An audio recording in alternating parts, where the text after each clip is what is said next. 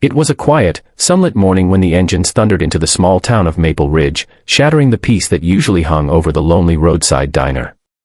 The rumble grew louder until the windows trembled, and every head turned as a group of bikers pulled into the gravel lot, their black leather jackets reflecting the sharp light. Among them was their leader, Rex Malone, a man whose name carried weight far beyond the rumbling of his Harley. His presence commanded silence.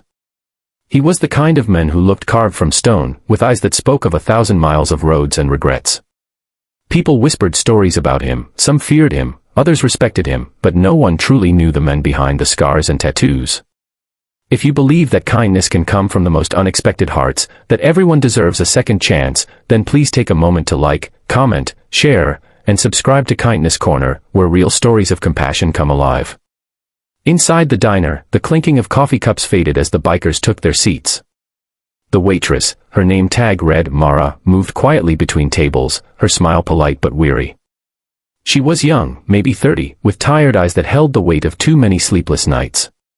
When she leaned forward to pour coffee, Rex noticed something beneath her attempt at cheer, a faint bruise near her jawline, half covered by foundation, the kind that no makeup could fully hide.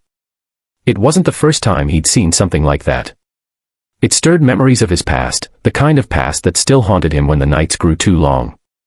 Mara worked in silence, keeping her eyes down. Her hands trembled slightly as she placed a plate before him. Rex's gaze lingered not with anger, but with concern. He didn't say a word, but inside, something shifted, a quiet fury mixed with an ache he hadn't felt in years. He saw himself in her fear.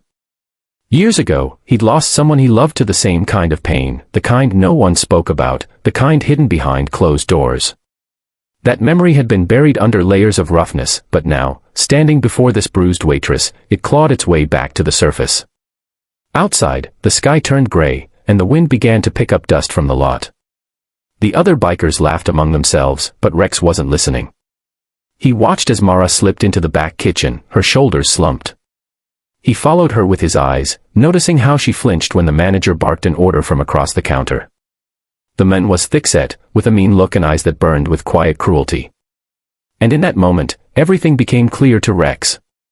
Hours later, when the lunch crowd thinned, Rex lingered alone at the counter, pretending to sip the last of his coffee. He watched the manager walk past Mara, bumping her shoulder hard enough to make her spill. She whispered an apology, but the man's response was sharp, venomous. Rex's jaw tightened.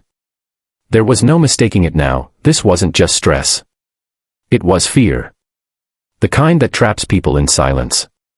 That night, Rex couldn't shake the image of her bruises. He sat in his garage, the neon light flickering across rows of bikes, lost in thought. His brothers from the club came by, joking and loud, but he barely heard them. He kept thinking about how life had once given him a chance to help someone, and how he'd failed. He'd promised himself never again. The next morning, he made up his mind.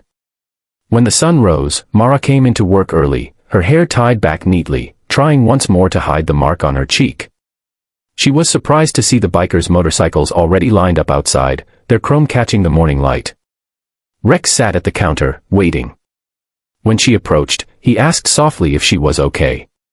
She nodded quickly, too quickly, her smile trembling. But then, before she could turn away, he spoke again, not in anger, not in pity, but with a quiet firmness that told her he saw what others ignored. And in that silence, she broke. Tears welled up, spilling before she could stop them. The manager stormed out from the back, ready to shout, but Rex stood. The room fell still.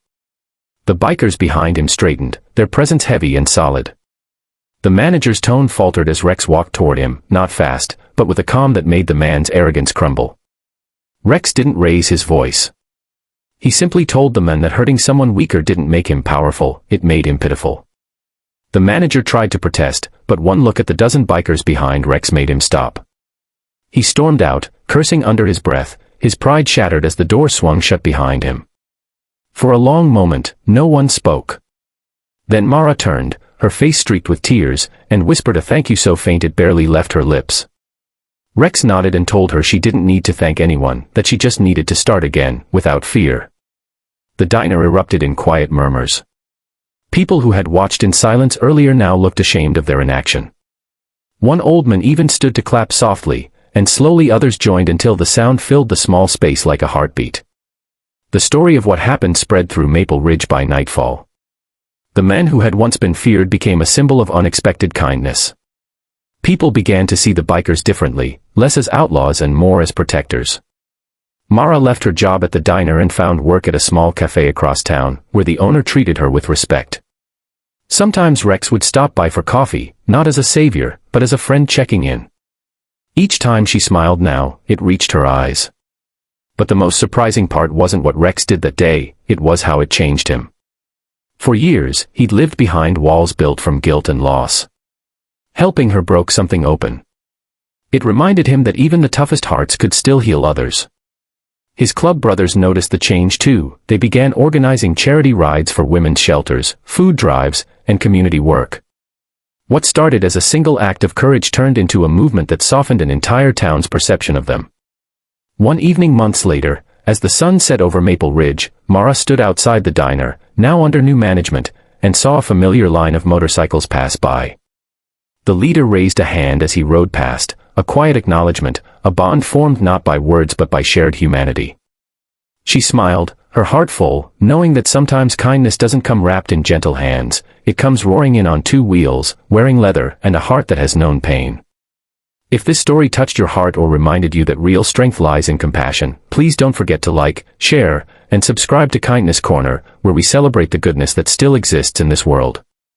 Before you go, comment below, do you believe even the toughest people can have the softest hearts?